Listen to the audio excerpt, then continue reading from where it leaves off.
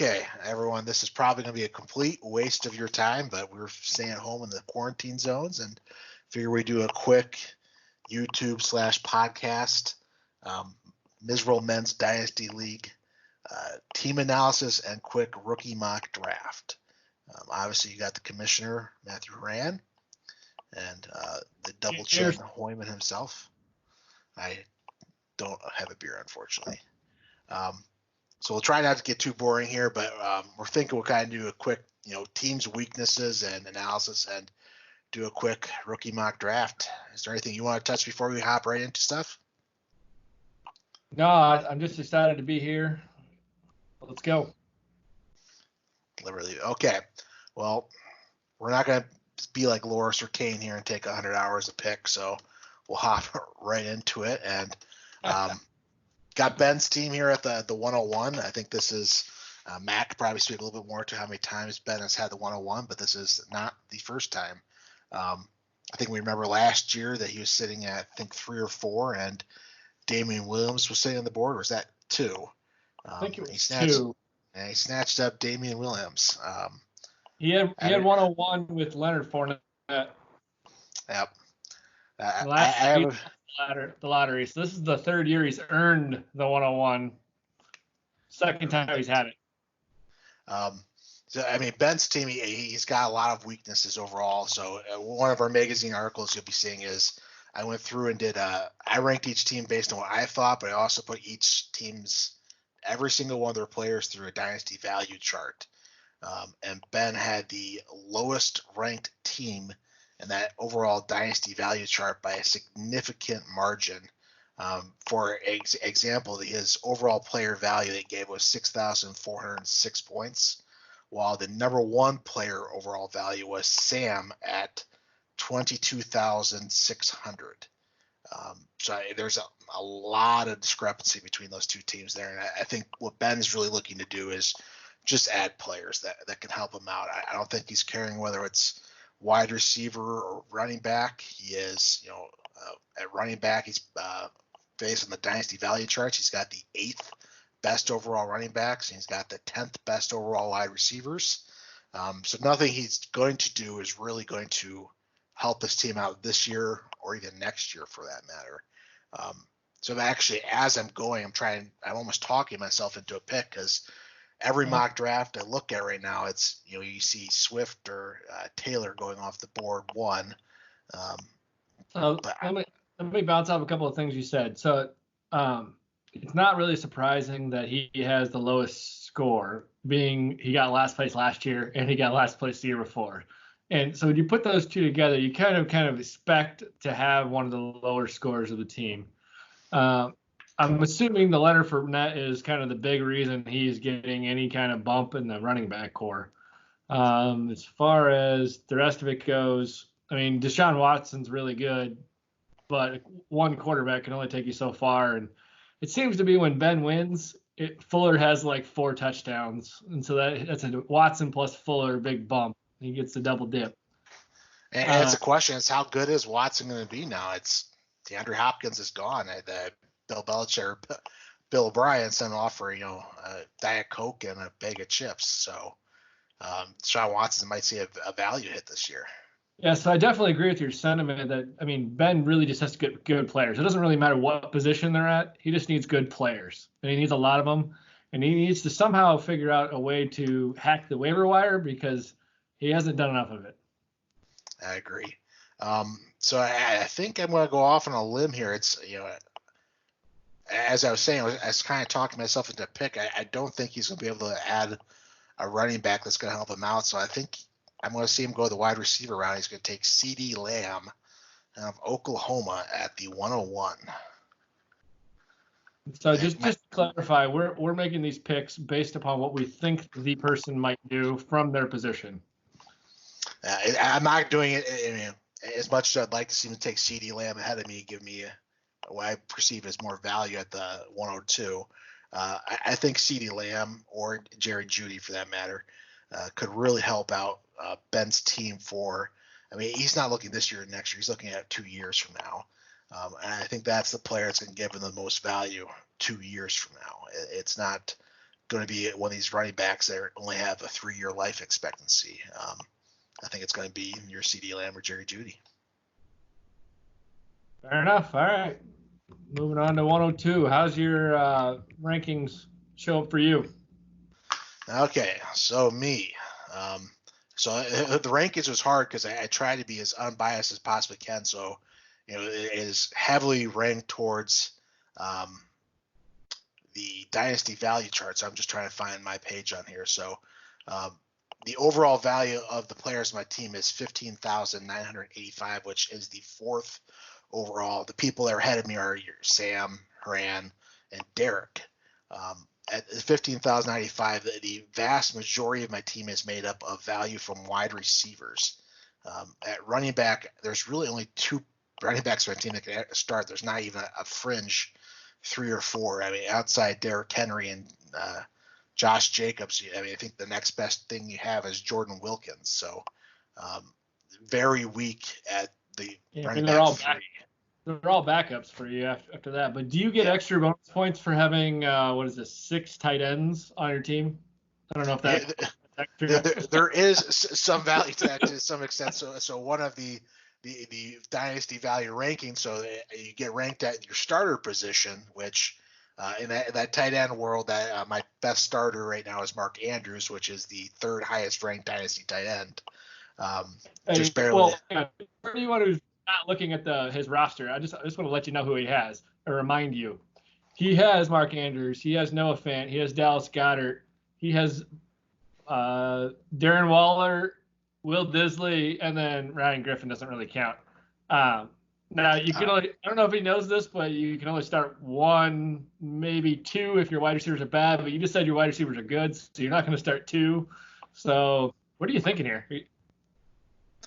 For me, it's one of those hard things because I do, lean towards, I like the added value, and I'm on the fence whether I think my team can compete for a championship this year. So it's one of those things I keep wrestling for. I mean, do I want to add the running back that I think can help me compete this year, or do I try to add that wide receiver I think is going to help me down the line and try to have another high draft pick next year to load up at the running back to have a team that's not good for just 1 year, but maybe for 3 or 4. But I definitely think it's running back or wide receiver. But I do want to go back real quick to the tight end and give a quick funny comment. So we kind of said Ryan Griffin is a throwaway. The one funny take we'll have, so the dynasty value chart gave Ryan Griffin a value of 4 points, which is really low. But they also gave Andrew Luck a value of 1 point. So theoretically, he's 4 times more value than Andrew Luck. Nice. Now, I just want to remind anyone that's listening that, you pulled off a trade that gave away one of the best tight ends in the league, arguably the best, in George Kittle, or Greg Kittle, as some call him, and then still ended up with a plethora of tight end talent. Mostly a lot of them from the waiver wire. So this is a good example of what I'm talking about. With Ben needs to figure out how to hack the waiver wire and copy you. It's actually going into the year last year, the only tight ends on my team were Noah Fant and Dallas Goedert. So I added Waller and Andrews through waiver wires at the beginning of the season. So it's one of those things. I make a lot of waiver moves. It's kind of one of those things that gets me hard. I do as many waiver moves as I can, and it paid off at the tight end, and it did not pay off at running back. Well, now that we took away the Hoyman tax, it's even better. All right, so I'm picking at 102 for Hoyman, and I think he's going to go, assuming this CeeDee Lamb would happen. He's going Swift, and that's I think that's a done deal. I think that 3rd running back is enough to try to go for it from where he's at with him being available. It's one of those things that I know if I'm in that position, it's gonna be hard between Swift and Taylor. Just I can't make up my mind which one I like, or do I even go Jeudy or CeeDee Lamb? So I'm nowhere close. I think I'd be happy if that happened, but we shall see. Okay, so now I'm picking. Landing spot is going to change a lot of this, right? I mean, to some extent. Yeah, significantly. Yeah. I mean, if Taylor lands with the Chiefs, he's going 1-on-1, right? It doesn't really matter. Yeah. Okay, so I'm picking for Horan at the 103, and so kind of what we're doing here is we're not going to be going back and forth necessarily all the way through. We didn't want to pick for ourselves in the mock draft, is to try not to give away our hand what we're trying to do, even though it's pretty early for that. But I'll be picking for Horan here. So I was talking about all these other teams at the expert overall value ranking here, and Horan's got a really solid team. It's the second overall ranked just of the players. That's 20,084 points. But I also did something called a draft adjusted team value. So Horan's gotten really good at getting people to give him special favors and first round picks. As you saw from my previous article, he actually has the first ranked team from draft adjusted team value, which adds the dynasty value of the draft picks and positioning where they are to the overall value. And so his team is loaded, and he is, I look at Horan's team. I don't know if it's something where he's ever looking at, I want to make the best team I can this year, or just keep adding the best overall dynasty value player. And I think that's kind of where it comes to the impasse here, because Horan does not need help at running back. He has, an embarrassment of riches at running back. You have Ezekiel Elliott, Alvin Kamara, Nick Chubb, Kerryon Johnson. David Johnson, not so good anymore, but he's even got your other competitors like Matt Breida and Alexander Madison might be a thing too. Don't forget Malcolm Brown, who started for the Rams. Malcolm Brown too. That's my theory. The one thing I will say, if Alexander Madison ever gets a starting job, I'm going to make sure I go out into his driveway and put banana peel or something for him to fall on. For those of you who don't know, he's actually my neighbor now. That's my sick neighbor brag. But back to this year. So looking at Horan's team overall, a running back, he's ranked he has the best running backs in the league. Tight end, he's fourth. He's fine there. He's not looking to add anything there. He's not going to draft that year. QB, he's fine. He's got Wentz and Dak. So the area where he might be able to add something is that wide receiver. He's got the sixth ranked wide receiver core.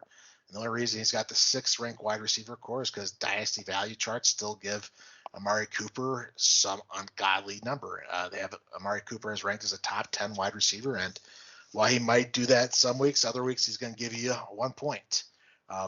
So I see the Mike Evans too here.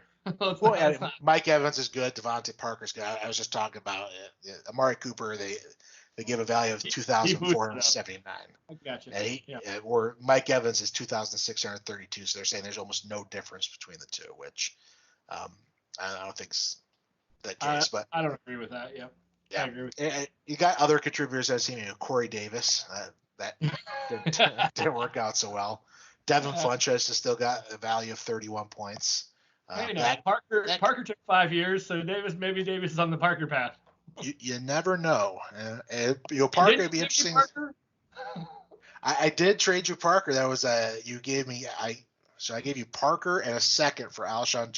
I gave you Parker and a first for Jeffrey and a second. Yep. And that the first I gave you ended up being Corey Davis. So I gave you Parker and Corey Davis for Alshon Jeffrey, and I probably trade away that pick. I trade everything I get. But at the 3 spot here,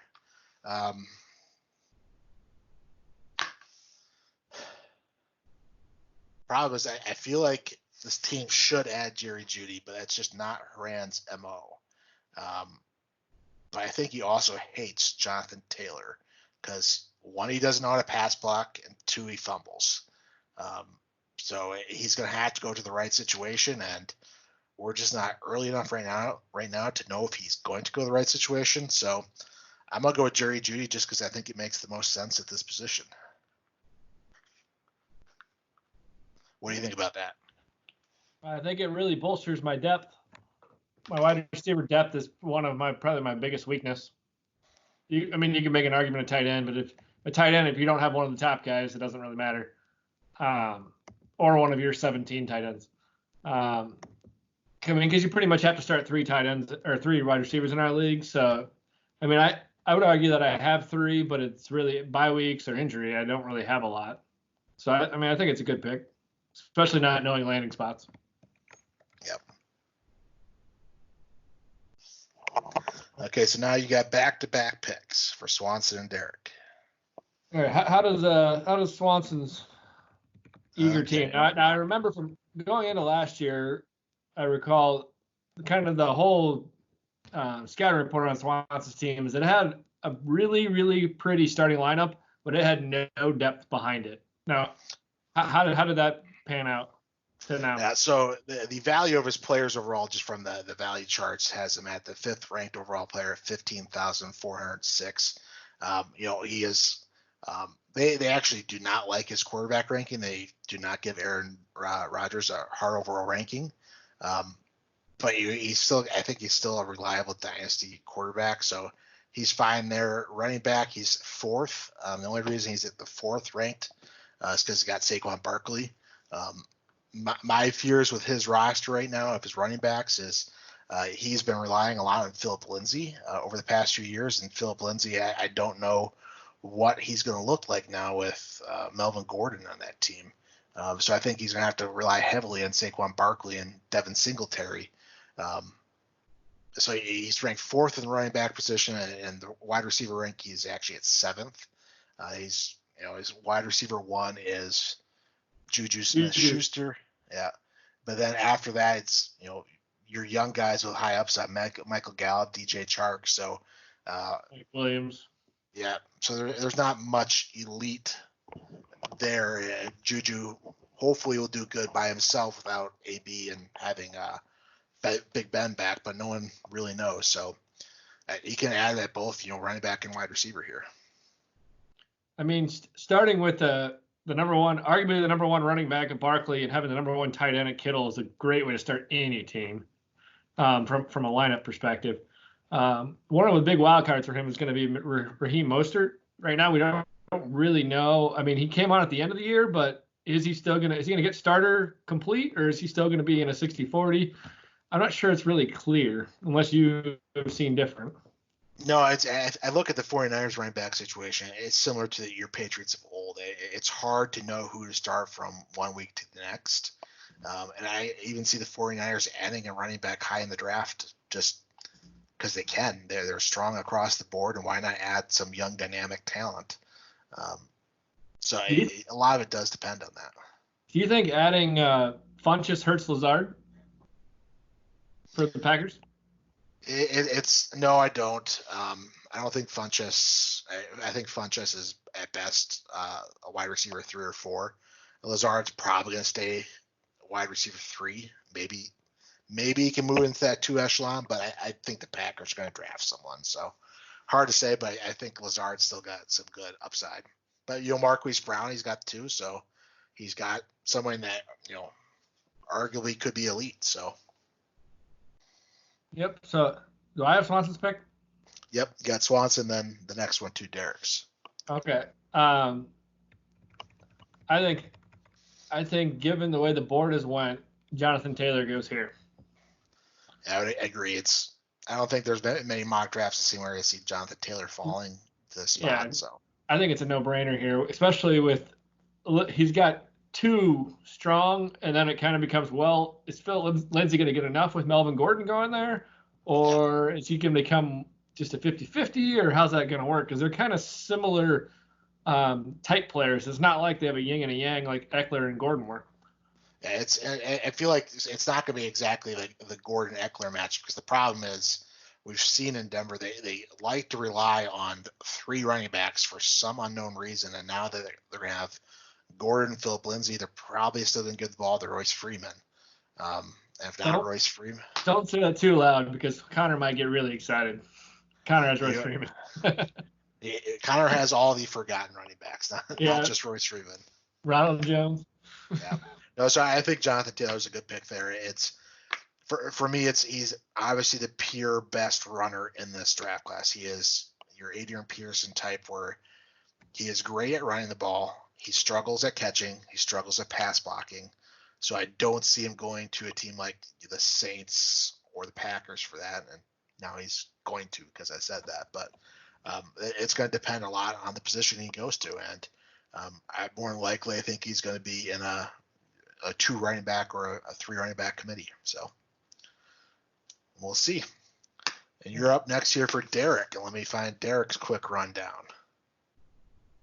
So Derek took over Sam Hanson's team last year, and he walked into a really good situation. I mean, Sam won the title in year one, and has been a top contender every year since. And so I mean, Derek didn't come with the cupboard bare. He had some nice pieces to start with. Yeah.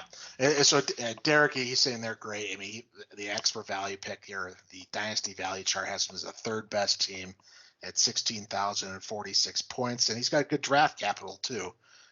So he's not one of these teams like your Kane or Loris that has none. But part of that is he traded Connor straight up first round for first round, and it worked out really well. Yeah, so gained him 3 spots.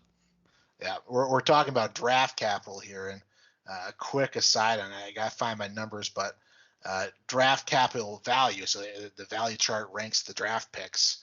The high end is Horan. He's got 3,700, and I'm number 2 at 2,700. Loris has 90 points in draft value. So essentially, Loris is not going to be adding any starters unless he gets really lucky on his team this year. But if you would have looked at his draft capital last year, it would have been really high, right? And we could get the argument more later, but it's in a much weaker class. Yeah. I mean, so, I just meant because that draft capital, that's saying raw pick value is what all that's saying. That's not really saying class to class. Correct. So taking a deeper dive here into Derek's team. So we'll quick talk about the running backs and wide receivers first. So wide receiver, he is loaded. He's got the 3rd overall ranked team as it comes to wide receivers. I mean, he's got DeAndre Hopkins. He's got Odell Beckham, and past that, he's got Allen Robinson, Calvin Ridley, Curtis Samuel, Philip Dorsett. He's got players that are going to contribute all the way across the board. When I said Philip Dorsett, I really meant to say Deebo Samuel. Even like Bashad Perriman came on at the end of the year. Nicole Hardman had spurts. Yeah, he is not hurting at wide receiver. So if this was a real draft, he's there, you watch those first 2 running backs go off the board, he's probably not happy. He's probably hoping one of them would drop. Because if you look at his running back strength, it's his highest ranked running back is Austin Eckler, which is great right now. But I have a feeling they will add someone. But after Austin Eckler, you're talking his next highest ranked running back is Kareem Hunt and Tevin Coleman. Both not players that make you shake right now when you're looking at getting them. So I'm thinking he is strongly wanting a running back, but it is worth at this point, after those top 4 have gone off the board, taking a look at some of these other positions too. As quarterback is kind of a comical look right now because he actually only has one quarterback on an NFL roster currently. That's Dwayne Haskins. Dwayne Haskins. Who that he has. Yeah, so the quarterbacks he has right now is Cam Newton. Who knows where he's going to end up? And Jameis Who knows Winston. if he can throw? Well, we all know Jameis Winston can't throw, but or he can throw. Well, yeah, he got LASIK, so he can see now. There's true. Linebackers there. Yeah. So the quarterback position. Too. Does he have Garoppolo? It's just not on my chart. Yeah. So he needs some help at quarterback, but I'm not sure if this is the time to do it. And he does need help at tight end. He's got Travis Kelce. So yeah, I'm thinking I agree with you. I have a feeling he's looking more toward running back, but this is your pick. Oh, he's definitely locked and loaded. He's going J.K. Dobbins. There's no way he doesn't go running back here. Almost no matter how the board falls, he pretty much just going to go just with how weak he is there. I agree. I mean, Dobbins is one of those players that when you look at him across the board, most experts are saying, he's not elite at any one position, but he is good at everything. He is a good pass blocker. He's a good pass catcher. He is a good pure runner. So he's going to be someone that is going to contribute and is going to contribute right away, which Derek's team could help him compete for a title. It's when you have as strong wide receivers as he does, he is one running back that's in there to help him start. Could help him compete right away. So I think that's a great pick from there. I mean, yeah, for him to not take running back would shock me no matter how the board falls at 5. Yeah. Just because his team need, I think he's going to go there. That's just. I agree. So now we're back to Horan's team. Well, so now that you're at my team, do you want to talk about Loris's team, or do you want to talk about the Loris and Kane after? I don't think we have enough time tonight to talk about the Loris and Kane's trade, but no, not the trade, but just the teams. You've referenced the teams. Sure, we'll reference their teams quick, just so they have something they can watch on this too. So looking at Kane's team, the value charts have him as the 9th overall team at 10,137 points. His draft pick value is 9th because he does not have a first round pick. And looking at his team, he is, we talked about being bad at quarterback. Kane is, horrendous. The value chart gives his best quarterback to be Matthew Stafford. That's not somebody anyone wants to start, not even the Lions. They might even draft some quarterback over him this year. So he needs help at quarterback. That's not a question. I don't see the Lions doing it, but I mean, it's possible. Yeah, it is possible. We also had a conversation. You didn't think Tom Brady was leaving New England? I said he was. That's true. I did not think it. Then going down the list, wide receiver. He has the 9th ranked wide receiver core. His best wide receiver is Robert Woods and then Christian Kirk. It's DK Metcalf, then Robert Woods. But Christian Kirk hurts. Christian Kirk hurts a lot now with DeAndre Hopkins coming over.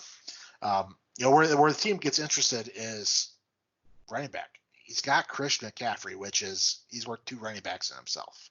So that's why his team is serviceable. And we could go back to a few years, or I should say Christian McCaffrey should be mine. We could get into the trade dispute we had, which probably not many people outside Kane, Horan, and myself know about. Let's save that for a different topic. But we can save that for a different topic. Outside Christian McCaffrey, he's got James Conner. And that's why he doesn't have this pick. It's this pick, right? He doesn't have the next one? Well, he actually. Or is this Loris's pick? This is Loris's pick. Kane had 103. Oh, geez. So James Conner. But just for the very, very quick, so we don't get into it too much, he did trade for it halfway early in the year, and he was looking like he was going to make the playoffs. Okay. So adding James Conner was a playoff-looking move. Now, we can get into debate on whether it was a good or bad decision, but it at least had that looking in. So he at running back, James Conner is his second one. I think the value he has here is it's James Conner and Darius Geis as other 2 running backs. The value is going to have here is completely up in the air because I think both the Steelers and the Redskins might take one of these young running backs in the draft. If that happens, you can see any potential value those guys have being just killed. James Conner, the Steelers have a 2nd round pick into him, and he's going to be due for a contract next year, and they've shown that they don't want to give high-end contracts, and James Conner probably doesn't deserve that. So I have a feeling the Steelers are going to be moving on, and Kane's going to be left with Christian McCaffrey and Justice Hill and Adrian Peterson. He's fine at tight end. So, yeah, we're going to speed up here a little bit. Loris is another team. I got to find where he's at in this chart. Okay, so Loris, we'll just do a quick through there. His overall player value, he's got 7th at 12,755. He's good at quarterback. Obviously, he's got Mahomes. He's good at running back. He's got Cook. He's got Aaron Jones. He's got Mark Ingram. Wide receiver is where he could use some help right now. Wide receiver and tight end. He's got the worst tight end core according to the value charts. So that's where he needs some help. And thankfully for him, with the wide receiver help he can look for, this is a deep wide receiver class. So when he actually has a pick on day 57 of our draft, he can pick someone. Well, no, Loris isn't picking in the first 2 rounds, so it won't get to day 57. It's true. Okay. So we'll skip by those guys. And so 106, me. 106, this is just ran. So in our theoretical draft, he took Jerry Jeudy at 3. And so now he's sitting here, and I think Horan, he's just looking at best overall value now. And I think he likes adding to his running back depth core, and I think he's looking at two players here. And I think it's Cam Akers and Clyde Edwards-Helaire. And I think there's something sneaky good about Cam Akers, so I'm not even going to sit here and debate too much. I think it's Cam Akers. I love me some running backs, so that sounds good to me. Moving on to Lance. So Lance's team. Lance's 2019 season is going to be a topic for a different podcast, but he came on strong at the end. Yeah, and his team value. I'm probably off on rankings here. He's got. I might have read Loris. I might have read part of this for Loris' rank, but he's got the 7th overall team at 12,755 points.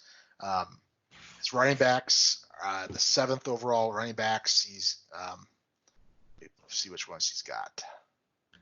He's got 4 defenses, in case you're wondering. That'll help him out. He's got so Miles Sanders is his number 1 ranked running back right now. And Miles Sanders, that's just a projection. Sanders and Le'Veon Bell. Kenyon Drake. Le'Veon Bell, Kenyon Drake, James White. So he's Kenyon got Drake some running might have back. changed after you did your numbers. He's ranked pretty highly. I think that's taken into account. And wide receiver, he's actually pretty good too. He's got Chris Godwin, Kenny Galladay, Terry McLaurin. But after that, not too much. So I think he's looking at. He's awesome. Just look at best player available. His tight ends are awful, but he's not going to take a tight end in the first round. There's nobody from Purdue in this draft that I'm aware of. So, and this is you taking from him, right? Or is this me? Yeah, this is you. Okay, so we're on pick 7. Just trying to remember everything, because you're keeping track of all of them. Yeah. Let's see. For wide receivers, we got Judy and Lamb off the board, and then Swift, Taylor, Dobbins, Akers. Correct. All right. So we're going to go with Henry Ruggs. Speed Demon.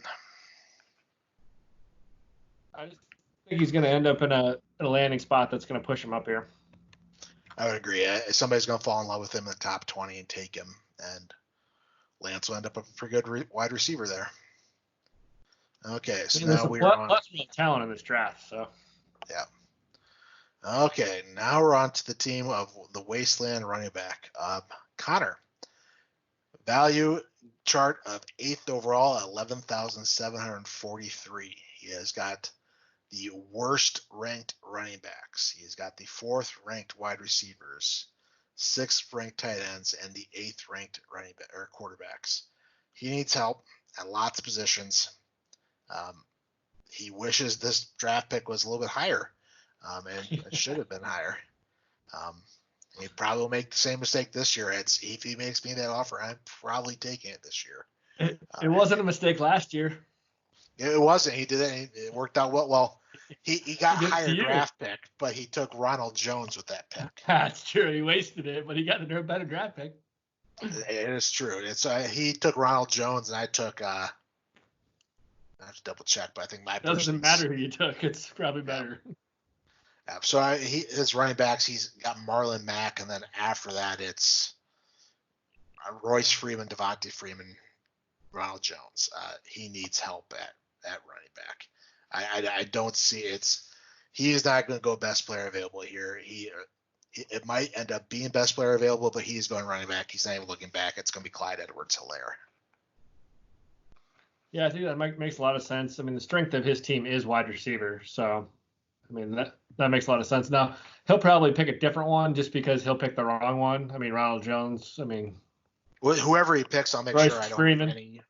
I won't. Yeah, whoever he picks, I won't draft in any other league just because history has shown us that Connor cannot draft running backs. So that makes it easy.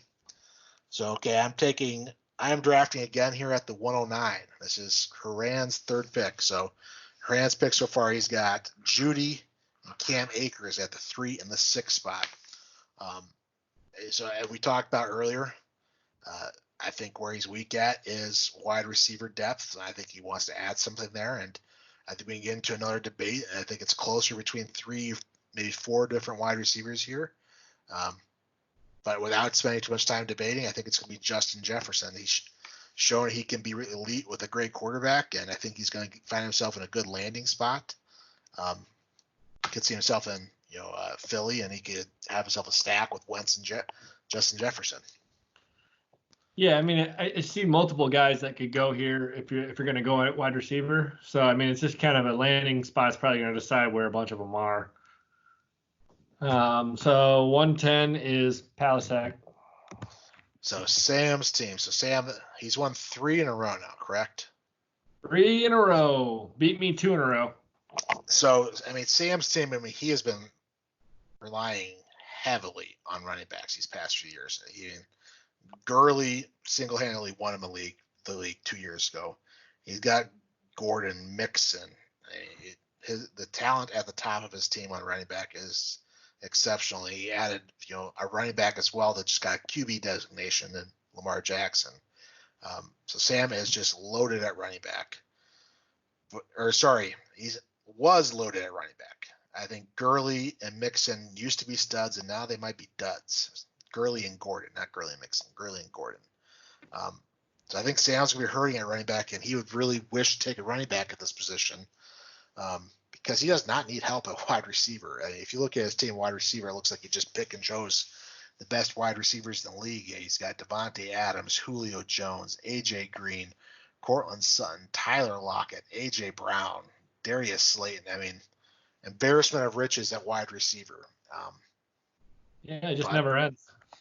It really just it goes on and on. So he would really like to take a running back here, but I think unless the running back lands at a good spot, he's looking at picking and choosing between a wide receiver or even trying just to add more depth at his already really strong quarterback position. I think at this point he goes receiver with the way this board has fallen and like what's left as far as value. I mean, we could flip a coin or pick a name out of a hat between some of the guys that are still available. But I'm going to go ahead and give him T. Higgins. I think T. Higgins might end up here in Minnesota, so I think that's a pretty good pick. Like I said, it's going to a lot of it's landing spot's going to throw a bunch of these guys that are all considered about the same. I mean, a bunch of our late round 1 wide receivers, you can make arguments for all of them. I don't know that I've personally dug into enough of them to say which one I like way better than others. I'm hoping to do that in enough time, but it is what it is. Now, he is thin at tight end. He's only got Ertz. Yeah, it was something when I did my getting ready for one of the articles we have. He's got Ertz. That's really it. But Ertz is not Ertz anymore. The only reason he really contributed last year is because Goddard went out for a long stretch. And they had no wide receivers at all. That too. As a Wentz owner, I'm well aware. So I think I've been trying to get Sam to trade for a tight end, but somehow he's going to make a trade with me. He's going to get an elite player. I mean, I traded him Ertz years ago for Tom Brady, back when it looked like it was a horrible trade for Sam. Ended up being really good for Sam and really bad for me. I traded him. Does he just respond that he's drunk every time you text him? Did you say yes, he's drunk? That used to be the case. Just to scare you? He hasn't. Yeah, that's the problem. He hasn't traded me since he's not drunk as much anymore. He's gotten better. Yeah, but he can lie to you. You wouldn't know. I think Sam's gotten worse at trades since he's more sober now as an adult. Well, I think we've been talking for a long time here, so we'll wrap that up. Why don't you recap the round? We'll recap this off. So at the 101, we have CeeDee Lamb, followed by Swift, Jerry Jeudy, Jonathan Taylor, J.K. Dobbins at the 5, Cam Akers at the 6, Henry Ruggs 7, Clyde Edwards-Helaire 8, Justin Jefferson 9, and T. Higgins at 10. I think that's a pretty good representation of what the first round might be, but more than anything, this is really going to be dependent on where those running backs fall. in the draft because where the wide receivers go will matter a lot here in ordering. it will matter, but I'm not sure if it's going to matter as much to the running backs because maybe we're going to be a learning league because I think a big reason why 3 years ago nobody took Alvin Kamara was because he went to the Saints where we were like everyone was okay. They got Ingram, they got Adrian Peterson. This guy's never going to see the field. And record, he was my 107. I picked him at 110, but he was my 107. Yeah, you snatched him up there just because you were kind of real. You also had like 95 first round picks, I'm sure, and you picked him up. I had number 1 and number 10. Point exactly. Or no, I didn't have number. I think that might have been my only one that year. No, I think it was Corey Davis.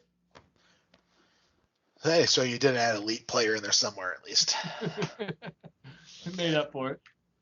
Okay, well, I'll see if I can figure out how to get this loaded, and we'll go from there. If people think this is good, maybe we'll get on and do a few more, and we'll have some celebrity calls in here. Sounds good. Thanks. Have a good one.